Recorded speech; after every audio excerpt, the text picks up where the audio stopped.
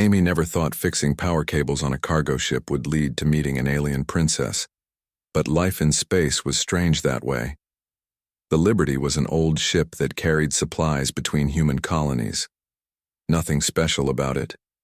Nothing special about Amy either. She was 28 years old with brown hair that she kept short and hands rough from years of working with tools. She liked her quiet life in the engine room. Everything changed when the Kellans attacked. It happened during the night shift. Amy was checking the cooling systems when the ship shook hard. Red lights started flashing.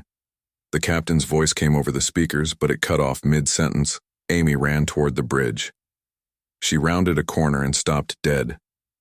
The corridor was full of aliens, 4 arms each covered in scales, teeth like broken glass. They were Kellans and they were killing her crew. She watched them tear apart Jake the navigator. He had shown her pictures of his kids just yesterday, now his blood painted. The walls. Amy felt something break inside her. Not her spirit, something else. The thing that tells normal people to run when faced with monsters. But Amy was learning she was not normal. She grabbed a metal pipe from the wall, 3 feet long, solid, steel heavy enough to hurt. The first Kellan never saw her coming. The pipe connected with its head and it dropped. The second one turned toward her, roaring. Amy swung again, catching it in the knee. It fell, and she brought the pipe down hard. 3 more. Kellans charged at her. Amy moved without thinking. Dodge, swing, dodge, swing. Her world became simple. Stay alive. Protect the crew. Nothing else mattered. Later, the surviving crew would say it was impossible. 1 human with a pipe against 5 Kellan warriors.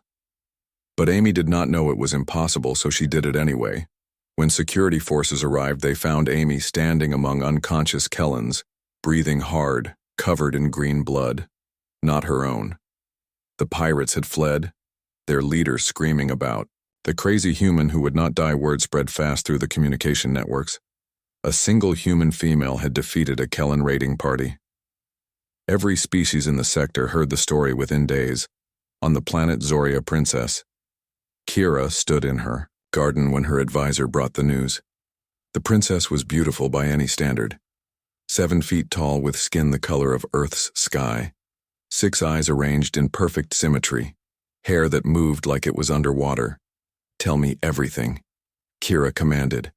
Her advisor pulled up the video from the Liberty's security cameras. They watched Amy fight. The princess leaned forward, studying every move. Humans had only been in galactic space for 10 years. Most species thought they were weak. Little fur, no claws, no natural armor. They seemed like prey animals, but this video showed something different. Bring her to me, Kira said. But princess, she is just a common human worker, the advisor protested. Kira smiled, showing teeth that glowed slightly. Exactly. Bring her here. 2 weeks later, Amy stood before the throne of Zoria. She had not wanted to come, but when alien royalty sends armed guards to collect you, refusing seems unwise. The palace took her breath away. Towers of crystal that sang in the wind floors, that showed stars beneath like walking on space itself. And in the center, Princess Kira, more beautiful and terrible than the stories said. You fought 5 Kellans alone. Kira said her voice had many tones, like a chord instead of a note. They attacked. My ship, Amy replied simply. The princess stood and walked closer. Amy noticed she moved like a dancer, every step perfect. You could have hidden, you could have run, and let them kill everyone. Amy shook her head. Where I come from. We do not do that. Where you come from, Kira repeated slowly. Tell me about Earth. So Amy did. She talked about oceans and mountains, about cities that never slept, and small towns where everyone knew your name. She talked about humans, how they were stubborn and stupid and brave, and kind all at once. The princess listened for hours. When Amy finished, Kira made an announcement that shocked her entire court. You will stay here. You will compete in the gladiator games. Amy blinked, confused. Princess, I am not a warrior. I fix engines, Kira smiled again. My people respect only strength. They see humans as weak. If you compete, if you show them what humans can truly do, it will change everything. Amy wanted to say no. She wanted to go back to her simple life on the Liberty. But she thought about all the human ships out there, All the crews who might face pirates who might die because aliens thought humans were easy targets. I will need training. Amy said, "You will have the best." Kira promised. Training began the next day. Amy met her teacher, a scarred Zorian warrior named Thax who had won the games 5 times. He looked at Amy like she was something stuck to his boot. "You will die in the first match," he said flatly. Probably Amy agreed, but I will make it interesting. Thax almost smiled. The training was hell. Amy learned to use energy weapons that burned her hands until she built up tolerance. She learned to fight with plasma shields that weighed more than she did. She studied videos of every species she might face, their weak points, their blind spots. But the real training happened in her head. Thax expected her to fight like a Zorian, using their techniques, their strategies. Amy knew that would never work. Instead, she fought like a human. She was unpredictable where they were formal. She was creative where they were traditional. She turned weaknesses into strengths. If she could not match their power, she used their power against them. If she could not match their speed, she controlled where they could move. Princess Kira watched every session, at first from the royal viewing box, then closer, standing at the edge of the training grounds. One day she joined the training herself, sparring with Amy. "You fight strangely," Kira said. After Amy had managed to trip, Amy grinned, wiping sweat from her face. "I fight to win." Days turned to weeks. Amy's body changed, becoming harder, faster. Her mind changed, too, learning to see fights before they happened, to read opponents like broken code that needed fixing. The princess visited her in the evenings. They would sit on the balcony and talk. Kira was fascinated by humans, by their chaos and determination. Amy was fascinated by Kira, by her grace and hidden kindness. Neither admitted they were becoming fascinated by each other. The night before the games began, Amy could not sleep. She stood on her room's balcony looking at the 3 moons of Zoria. Tomorrow she would face warriors who had trained their entire lives. She had trained for 6 weeks. Princess Kira found her. There the princess moved so quietly Amy did not hear her approach until she spoke. "Are you afraid?" Kira asked. Amy turned to look at her. "Terrified," she admitted. "But my grandmother used to say that courage is not the absence of fear, it is acting despite the fear." "Your grandmother sounds wise." Amy smiled at the memory. "She raised me after my parents died in the colony wars. Never complained. Never showed fear even when things got bad." Kira moved closer, standing beside Amy at the railing. Their shoulders almost touched. "Tell me more about her." Amy talked until the first moon set. She told Kira about growing up on Mars, about learning to fix machines, because they could not afford to buy new ones, about her grandmother's stories of Earth before humans reached the stars. When Amy finally stopped talking, she realized Kira was looking at her strangely. "What is it?" Amy asked. "You humans are so different," Kira said softly. "You find strength in your weaknesses. You make families from strangers. You face death with jokes and stories." Amy shrugged. "That is just how we are." Kira reached out her hand, hovering near Amy's face, not quite touching May. Amy nodded. The princess touched her cheek gently. Her skin was cool and smooth like polished stone. "So, warm," Kira whispered. "Your species burns so bright but so briefly. We make the most of the time we have." Amy said. Kira pulled her hand back. "I have something for you." She produced a small device. "These are neural enhancers. They will make you faster, stronger." Amy looked at the device, then handed it back. "No, but you will die without advantages. Then I die as a human." Amy said firmly. "If I win, it has to be as myself. Otherwise, the victory means nothing." Kira stared at her for a long moment. Then she laughed, a sound like wind chimes. "You impossible creature." The arena the next day was packed with beings from 100 worlds. The opening ceremony showed all the competitors. Amy looked small among them. A Thraken warrior, 10 feet tall, stood next to her. A group of Mendan psychics floated nearby. Quellan assassins lurked in shadows. The crowd laughed when they announced Amy. Many placed bets on how many seconds she would last. The first fight began immediately. Amy faced a Vindoran beast handler and his 3 Trained killers. The creatures looked like wolves made of shadow and teeth. Everyone expected Amy to run. Instead, she charged straight at the handler. The beasts lunged. Amy dropped, sliding under them on the smooth arena floor. She had noticed Vinderans had weak ankles. She swept the handler's legs and he fell.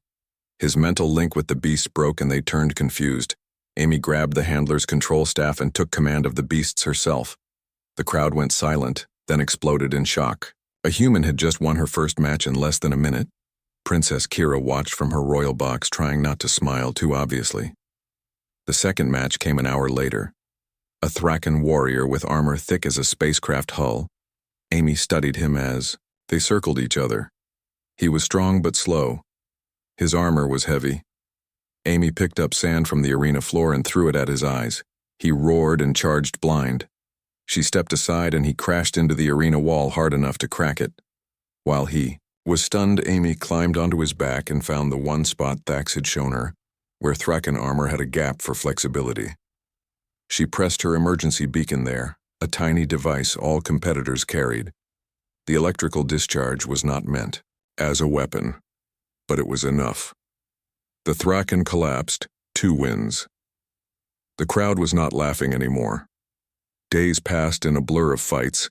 Amy faced a Mendan psychic who tried to control her mind. She filled her thoughts with an annoying Earth song playing on repeat until the Mendan surrendered just to make it stop. She fought twin Kellen brothers using their own coordination against them. She survived poison from a Quellen by vomiting it up immediately, a disgusting but effective human trait each. Night Kira visited her.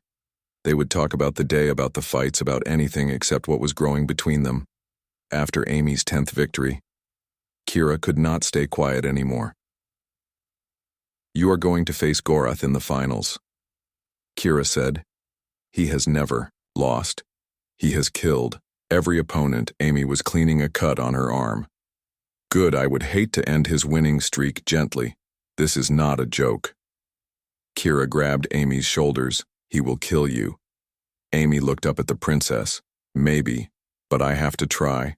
Why does this matter so much?" Because Amy said carefully, somewhere out there is a little human girl watching these games. And when the bullies come, when the aliens tell her she is weak, she is nothing. She will remember that a human won these games. And she will know she is strong. Kira stared at her. "You would die for a symbol." Amy smiled sadly. "Sometimes symbols are all we have." The princess pulled Amy against her, holding her tight. Amy was surprised by how warm Kira felt despite her cool skin promise. "Me, you will survive," Kira whispered. Amy could not promise that, so she said nothing. She just held on. The semifinals arrived. Amy faced a team of 3 Saurian hunters working together. It was not supposed to be a team match, but the judges allowed it. Everyone wanted to see the human lose. Amy had studied recordings of pack hunters on Earth: wolves, lions, hyenas. They all had the same weakness. They depended on the group. She isolated them one by one, using the arena's pillars and platforms. Made them angry. Made them break formation. When they were separated, she defeated them individually. The crowd was chanting her name by the end. "Amy, Amy, Amy." Princess Kira stood in her box watching the small human woman stand victorious. She knew then that she was completely lost. Her hearts, all 3 of them, belonged to this impossible human. That night Kira came to Amy's room again, but this time she was not alone. The Emperor of Zoria stood with her, Kira's father. He was ancient and powerful, his 6 eyes cold as distant stars. He looked at Amy like she was an insect. "You have embarrassed our greatest warriors," he said. "Some want you killed before the final match." Amy met his gaze steadily. "Then they are cowards." The Emperor almost smiled. "Almost. You will face Gorath tomorrow. If you survive, you will have my respect. If you die with honor." After he left, Kira stayed. She was shaking. Amy touched her arm. "Hey, it is okay." "It is not okay," Kira said. "I cannot lose you. You will not lose me," Amy said. With confidence she did not feel. "I am too stubborn to die." Kira kissed her then. It was awkward. and strange and perfect. Their biologies did not quite match, but somehow it worked. When they pulled apart, Amy was grinning. "Like kissing lightning," she said. Kira laughed through her tears. "Please live tomorrow." Amy held her close. "I will do my best." The morning of the final match came too soon. Amy stood in the preparation chamber beneath the arena, putting on her combat gear. Her hands were steady, but her heart raced. Thax entered the room. Her trainer, who had become something like a friend, carried a weapon Amy had never seen before. "Take this," he said. Amy examined it. A plasma blade designed for human hands, lighter than the standard ones.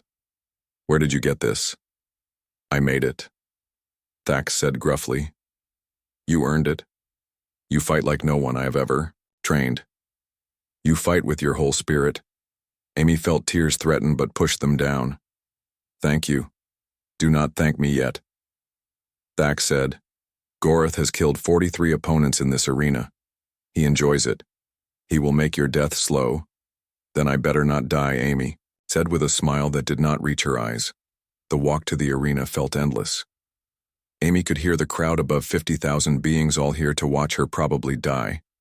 The sound was like thunder that never ended. She entered the arena and the noise hit her like a physical force. The space was massive, a circle of sand and stone 100 meters across. Pillars rose here and there, providing some cover but not much. Then Gorath entered and Amy understood why everyone said she would die. He was 9 feet tall and built like a mountain made of muscle and hate. His skin looked like gray rock with cracks showing red beneath like lava. 4 arms, each as thick as Amy's entire body. His face was all teeth and rage. The crowd went wild. They had come for blood, and Gorath always delivered. Amy looked up at the royal box. Princess Kira stood there wearing ceremonial robes of deep purple. Her 6 eyes were fixed on Amy, filled with fear and something else, something deeper. The bell rang. Gorath did not move fast. He moved like an avalanche. Amy barely dodged his first strike, which left a crater in the ground where she had been standing. She tried to use his momentum against him like with the others, but Gorath had watched her fights. He was ready. When she tried to slip past him, one of his forearms caught her and threw her across the arena. Amy hit a pillar hard enough to crack it. She tasted blood. Everything hurt. But she got up. Humans always got up. The crowd cheered as Gorath stalked toward her. He was enjoying this, taking his time. Amy ran not away but sideways, keeping distance, studying. She noticed something. Others had not lasted long enough to see it, but Gorath favored his lower left arm. It moved slightly slower than the others. An old injury, maybe. She needed to last, needed to frustrate him, needed to make him angry enough to make mistakes. For 20 minutes, Amy survived barely. Every dodge took everything she had. Every time Gorath hit the ground, or a pillar instead of her, the impacts shook the entire arena. The crowd grew quieter. They had expected a quick death. This was something else. Amy was bleeding from a dozen cuts, breathing hard. Her left arm possibly broken, but she kept moving, kept thinking, kept surviving. Then, she saw her chance. Gorath raised all 4 arms for a killing blow that would crush her completely. Amy did not dodge backward or sideways. She went forward and up. She jumped higher than any human should be able to, using the adrenaline that was keeping her alive. She landed on Gorath's shoulders and drove her plasma blade into the spot where his skull met his spine. The one place Thax had said might be vulnerable. Gorath roared a sound that made the arena shake. He reached up to grab her, but his lower left arm was too slow. Amy was already moving, driving the blade deeper. The giant warrior stumbled forward, then fell to his knees. Amy jumped clear as he collapsed, face first, into the sand. The arena was completely silent. 50,000 beings held their breath slowly, impossibly. Gorath pushed himself up. Amy raised her blade, ready to fight again.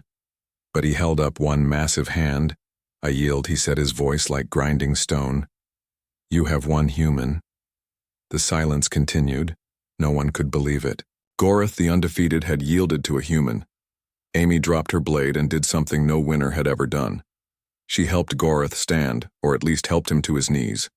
She could not lift him fully, but the gesture was clear. "You fought well," she said loud enough for everyone to hear. With honor, Gorath stared at her, then laughed a sound like rock slides. "The little human has taught me something," he announced to the crowd. "Perhaps there is strength in mercy." The crowd erupted. Beings stood cheering, screaming, stamping feet or tentacles or whatever they had. A human had won the gladiator games. A human had shown mercy to the greatest warrior in the galaxy, Princess. Kira stood in her royal box. Her father, the Emperor, was beside her saying something, but she did not hear him. She only saw Amy standing there, bloody and victorious and beautiful. Before anyone could stop her, before she could stop herself, Kira spoke. Her voice, amplified by the arena's systems, reached every ear. "I love you, human." The cheering stopped instantly. Every being in the arena turned to stare at their princess. She had just declared love for an alien for a human in front of the entire Galactic Council. Amy looked up at her. This woman who had saved her from a normal life, who had believed in her, who had kissed like lightning. Despite the pain, despite the exhaustion, Amy smiled. Then she shouted back loud enough for everyone to hear, "I love you too, blue girl. But next time maybe dinner first instead of gladiator fights." The silence lasted one more heartbeat. Then someone laughed. Then another. Then the entire arena was laughing and cheering and crying. Princess Kira did not care about protocol or propriety. She ran down from the royal box, taking the stairs 3 at a time. She burst onto the arena floor and ran to Amy. They met in the center of the arena, and Kira caught Amy as her legs finally gave out. They held each other while 50,000 beings watched and cheered. "You did it," Kira whispered. "You wonderful, impossible creature, you did it." Amy looked up at her, grinning through the pain. "Was there ever any doubt?" "Yes," Kira said, laughing and crying at the same time. "So much doubt." The Emperor appeared beside them. Everyone expected him to be furious. His daughter had just shamed their entire tradition. Instead, he placed one ancient hand on Amy's shoulder. "You have earned my respect, human. More than that, you have earned my daughter's heart. That is worth more than any victory." Amy tried to bow, but mostly just swayed. Kira held her up. The Emperor addressed the crowd. "Let it be known that humans are welcome in our empire. They are small, but they are mighty. They are fragile, but they do not break. They are young, but they are wise." He looked down at Amy. "And this one will marry my daughter if she survives her injuries." Amy laughed, then winced as it hurt her ribs. "I survived Gorath. I think I can survive a wedding." The crowd roared approval. Later in the medical center, as healers fixed Amy's injuries, Kira sat beside her, holding her hand. "Was it worth it?" Kira asked. Amy squeezed her hand. Every broken bone, every cut, every bruise. "It was worth it to see the look on everyone's faces when you said you loved me."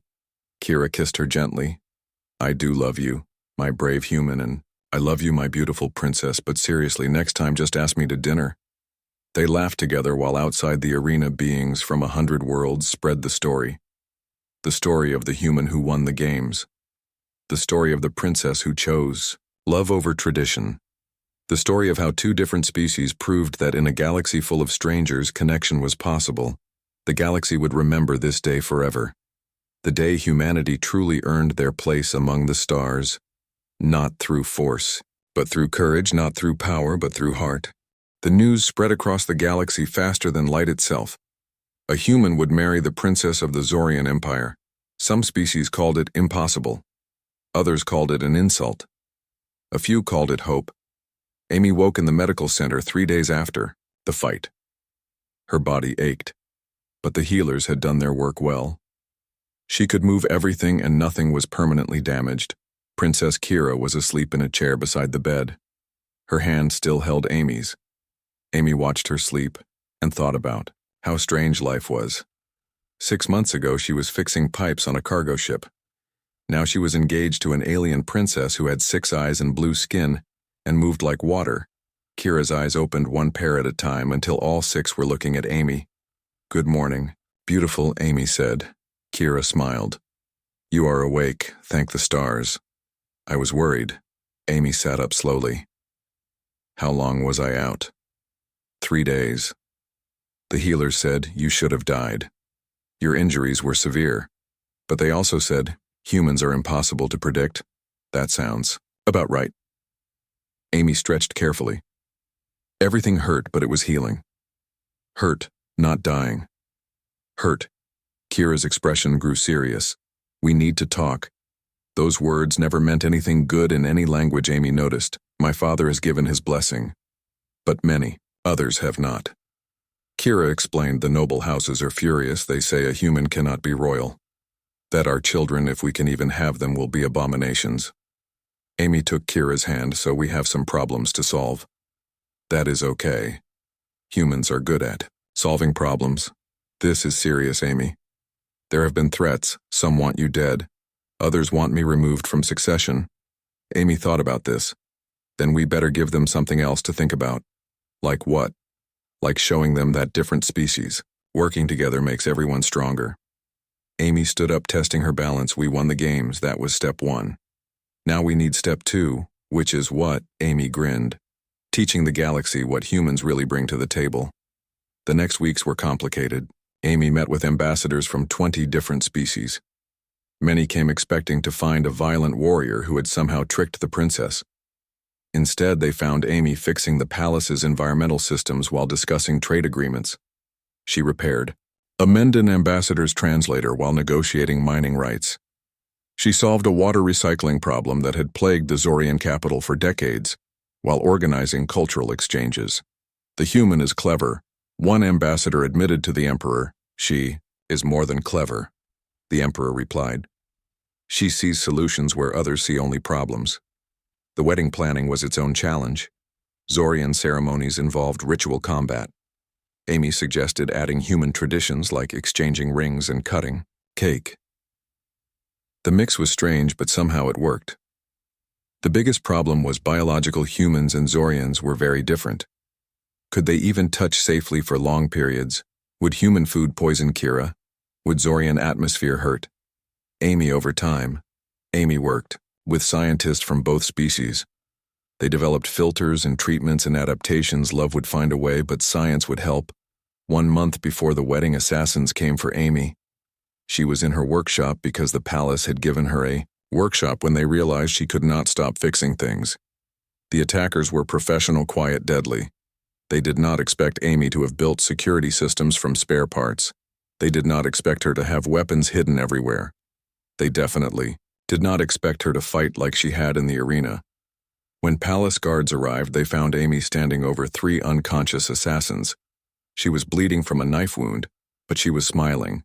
They thought I would be easy because the games were over, Amy explained. They forgot that humans do not stop being dangerous just because the fight is finished. Princess Kira was furious when she heard. She wanted to execute the assassins. Amy stopped her. No, Amy said. Make them watch the wedding. Make them see that their fear is pointless. You are too merciful, Kira said. Amy shook her head. Not merciful. Strategic dead enemies become martyrs. Living enemies can become friends. The wedding day arrived. The ceremony was broadcast to every inhabited world. In the galaxy, ships came from everywhere to orbit Zoria. Billions of beings watched on screens. Amy stood at the altar wearing armor that was decorated with earth flowers painted in metal. She looked small next to the Zorian priests. But she stood, straight and unafraid. Kira entered and every breath stopped. She wore a dress that seemed made of starlight. It moved like liquid light around her. Her crown held 6 gems, 1 for each eye. They met at the altar and took each other's hands. The priest spoke in Zorian, then in human language, then in the common tongue of trade. Do you take this being different from you in every way to be your partner? In all things I do. Amy said clearly, I do. Kira said at the same time the priest had them fight a ritual, battle. They danced more than fought, moving together in patterns that showed cooperation, not competition. Then came the human tradition. Amy placed a ring on one of Kira's fingers. The metal was from earth mixed with metal. From Zoria, Kira placed a ring on Amy's finger. This ring was special. It would let Amy breathe anywhere Kira could breathe. It would protect her from environments that would kill normal humans. They kissed, and the galaxy watched, as 2 different species proved love was universal. Celebration lasted 3 days. Beings from 100 worlds ate and drank and danced together. Humans taught aliens their music. Aliens taught humans their dances. Gorath was there, the warrior Amy had defeated. He had become a friend. He lifted Amy onto his shoulders and carried her around the room while everyone cheered. This small human has taught us all something, he declared. We thought strength was about power, but strength is about standing up, even when you are small. Strength is about protecting others even when you are scared. Strength is about love, even when everyone says it is impossible. 6 months later, Amy stood in the council chambers of the Galactic Senate. She was there as the first human ambassador to the Zorian Empire, also as princess consort, though she still laughed when anyone called her that. The Senate was debating whether humans should have full membership. They are too violent. Some said. Amy stood and spoke. They say we are violent. Yet I chose mercy in the I-tier arena. They are too primitive, others argued. Yet I improved your capital's infrastructure in 3 months. Amy responded. They are too different. Another claimed. Amy took Kira's hand. Different is not weakness. Different is strength. When species work together, when we share our strengths and support each other's weaknesses, we all become more. The vote was called. It was unanimous. Humans were granted full membership. That night, Amy and Kira stood on their balcony looking at the stars. Do you miss it? Amy asked. Your old life before the complicated human came along. Kira laughed, pulling Amy close. My old life was empty ceremonies and hollow traditions. You brought chaos. Yes, but also joy. You brought problems, but also solutions. You brought difference, but also love. Amy leaned against her wife, still amazed that word applied. We are just getting started, you know. Humans are going to spread across the galaxy. We are going to make friends and enemies. We are going to fail and succeed. We are going to change everything. Good, Kira said. The galaxy needed changing. They stayed there watching the stars, knowing that tomorrow would bring new challenges, but also knowing they would face them together. Human and Zorian love and war, weakness and strength. The galaxy would never be the same, and that was exactly what it needed. 1 year after the wedding, Amy woke up to find Kira standing by their window looking worried. What is wrong? Amy asked. Getting out of bed ships, Kira said quietly. Black ships at the edge of our system. They appeared an hour ago. They are not responding to any communication. Amy moved beside her and looked at the data pad. 12 ships, unmarked weapons, powered shields, up raiders. Amy asked. Kira shook her head. Too organized, too advanced. These are military ships, but from no species we know. Amy studied. The sensor readings then stopped. Her blood went cold. She recognized those energy signatures. Those are human ships, Amy whispered. What? Kira turned all 6 eyes to Amy. How Amy was already moving, getting dressed, calling up classified files she should not have had access to. But being married to royalty had its benefits. She found what she feared. The ships matched designs from a human military project called Iron Fist, a group that had opposed peaceful contact with aliens. They had disappeared. 5 years ago, everyone assumed they were disbanded. They were not disbanded. Amy said they were preparing for what? For this. For humans showing weakness by making peace instead of war.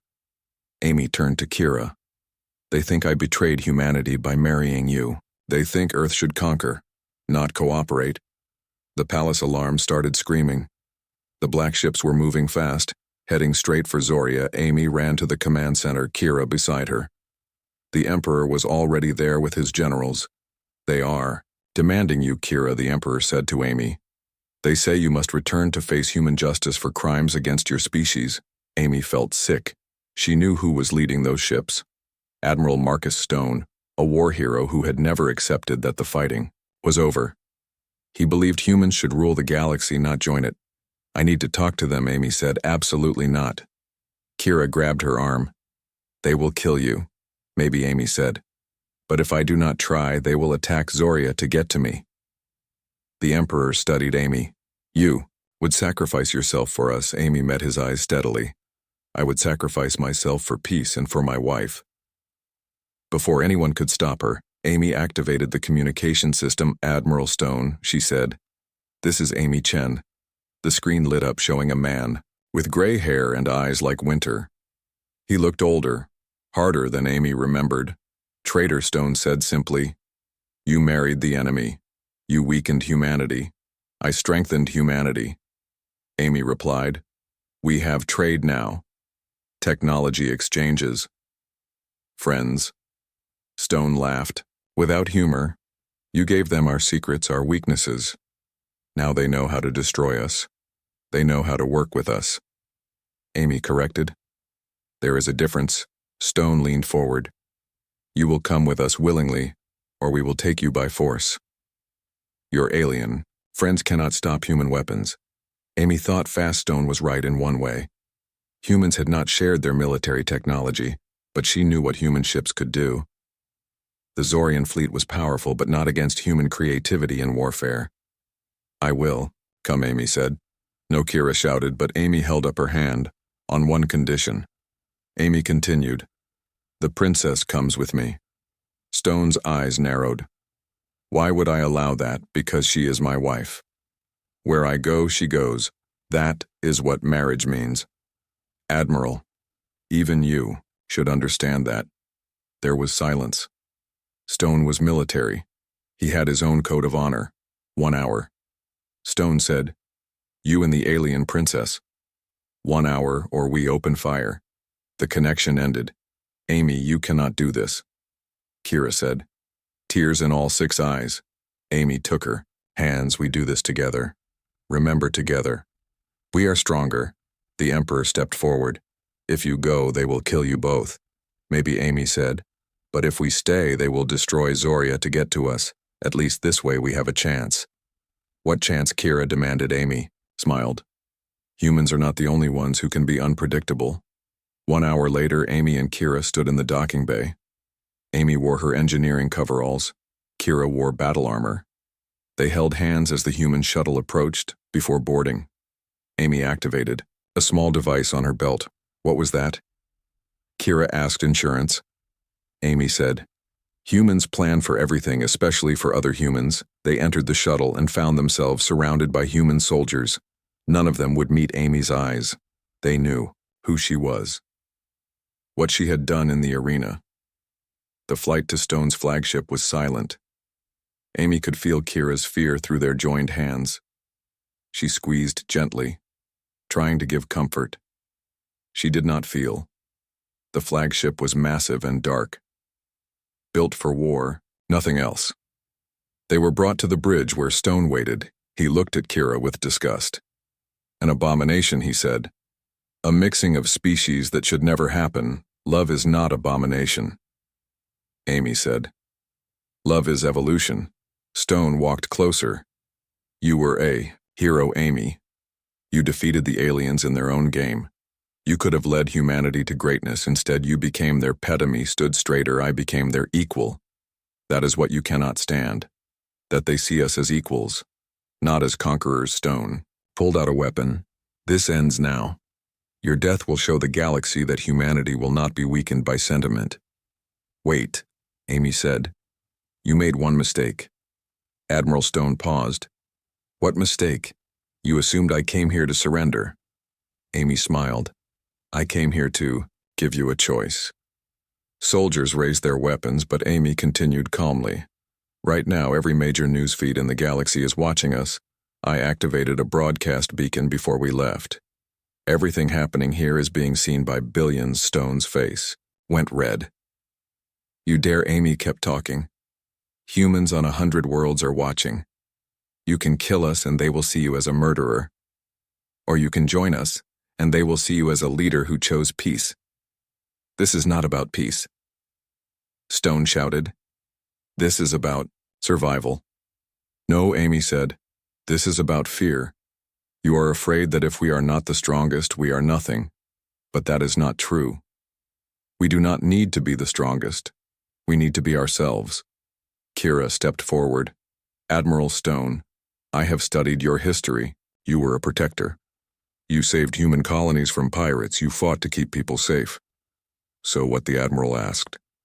So why do you think we are different? Kira asked. My people also want safety, also want to protect our children, also want peace. We are different, Stone said. You are aliens, Amy laughed. Admiral, look around. The galaxy is full of aliens. We are all aliens to someone. The question is whether we face that together or alone. The bridge was quiet. The human soldiers were listening. Some looked uncertain. Stone raised his weapon at Amy. Choose your last words carefully. Amy did not flinch. My last words are simple. I forgive you. Stone's hand shook. What? I forgive you for being afraid. I forgive you for not seeing the future I was offering, and I hope someday you can forgive yourself for what you are about to do. The weapon wavered. Then a soldier spoke from behind Stone. Sir, we are receiving messages from Earth. Stone did not turn. What messages? The soldier's voice was strange. The President, the Senate, all human colonies. They are ordering us to stand down. They say Amy Chen is a hero of humanity. They say any action against her is treason. Stone turned slowly. What? The soldier continued. Sir, 90% of humanity is watching this. They are voting in real time. They choose peace. They choose her. Stone looked at his weapon, then at Amy, then at Kira. You planned this, Stone said to Amy. Amy nodded. Humans are unpredictable, Admiral, but we are also democratic. You forgot that we do not follow fear, we follow hope. The weapon fell from Stone's hand. Around the bridge, soldiers lowered their weapons. Stone sat down heavily in his command chair, looking older and tired. What happens now? He asked. Now, Amy said, we go home. All of us together.